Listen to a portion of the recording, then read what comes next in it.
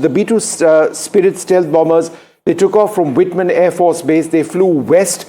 Whitman is located in Missouri. They refueled off California, and they refueled at Hawaii as well. And then they perhaps went non-stop struck their targets before refueling. Now they refuel in the air as well. There are multiple bases. There is one major B-2 base which could be used, which is Diego Garcia, further south in the Indian Ocean, or they could just have flown all the way back using multiple refueling, but in the air. What we can say is that the strikes took place at 2:30 a.m. in the morning. The US president says that they're incredibly successful, but the point which I think, Shiv, that you were alluding to was the weapon which was used. It's called the GBU-57. And we've got an animation of that also, which we'll put up on our screen. Ordnance penetrator, 30,000 pounds. It is designed to penetrate to a certain depth. It is designed to take out exactly this site. I would go to the extent of saying that when the US, in their design specifications, were building this weapon, they were thinking about how deep they need to go into Iran to actually take out potentially nuclear targets, nuclear facilities, and that's what certainly has been used. Shiv, it's not one weapon which was used. I would suggest that they used many of them. What I would like to see is how many GBU-57s a single Spirit, B-2 can carry. I would suggest perhaps not more than one. But that's something we need to look at. 20 feet long, each one of them. They're huge, right? So, and 30,000 pounds.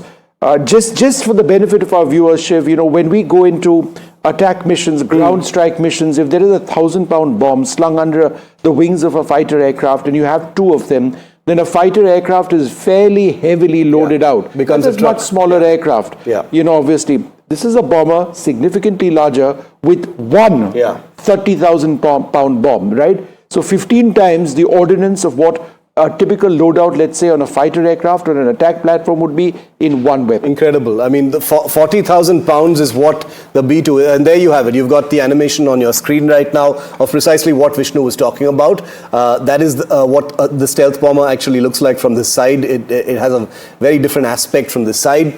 That's the bomb you were talking about, Vishnu. 20 feet long. Doesn't look very big in that picture, but that's precisely what was likely used. Yeah, and I think just one of them. So if that is the case, Shiv, then you're looking at several B-2s having gone in. There were 3 sites which were struck, and it remains to be seen whether they used more than one at the primary site of Fordow, which they were looking to target. Now, it doesn't explode on impact. It explodes by penetrating, and that animation which we have gives you an idea of what it's supposed to do. It's got 70 composite metal. It's got a metal alloy, right?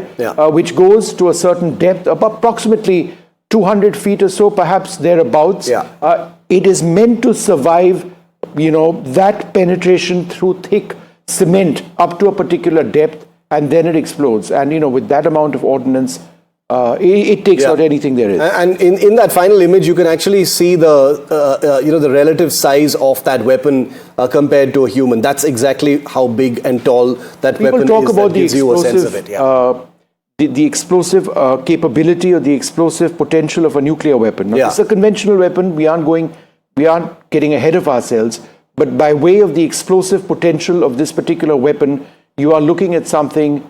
In terms of the blast radius, it compares to a small nuclear strike weapon. And Vishnu, listening to what President Trump said a little earlier, he said very specifically, he didn't name the B-2, he didn't name the GBU-57, obviously. No specific words coming out right now. Those might actually come out a little later. But he did very specifically say the aircraft are out of the airspace and they're safely headed home. You can safely assume that the Iranians didn't know they were there in the first place until that pretty much confirms the B-2, if I'm not mistaken. It would be the B-2 because the B-52, which I believe could also be configured to carry this much older bomber, extremely potent, extremely advanced even now because it's been upgraded repeatedly, but very much visible on radar. This is designed for this sort of mission. It is to fly deep behind enemy lines, undetected, to drop ordnance like this. Now, this is a nuclear-capable weapon system. It dropped a conventional weapon. It can carry nuclear weapons. In fact, that is its primary role.